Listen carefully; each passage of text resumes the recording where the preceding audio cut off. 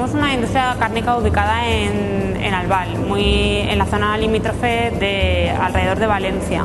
Mis abuelos ya eran carniceros, vinieron aquí a esta zona y montaron una carnicería. Y se desarrolló fundamentalmente para el servicio a la hostelería. Decidimos dar un paso más y desarrollar productos congelados, porque con ello conseguíamos que el hostelero, que es uno de nuestros principales clientes, tuviera servicio adelantado. Elegimos los productos que tiene Daniel Cervera porque, aparte de que estamos trabajando con él desde que abrimos aquí, nos hace unos productos a nuestra medida, de mayor calidad, máxima calidad, a lo que le pidamos nos hace, y aparte que es un excelente servicio, producto inmejorable, y está dispuesto a todo lo que le digamos y hacernos todo lo que queramos nosotros.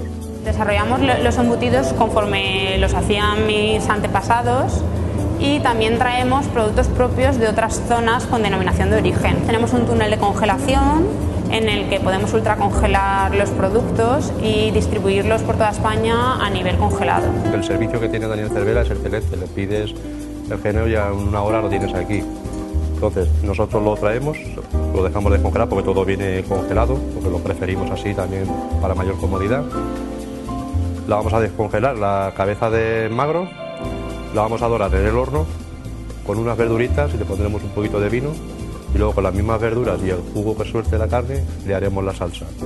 Tenemos una tienda al detalle, que es de donde nacimos. Por otra parte, tenemos una red comercial a nivel de Valencia y provincia, que son la que venden nuestros productos, y después ya a nivel de congelado y preparados cárnicos distribuimos a través de distribuidores que existen por toda España.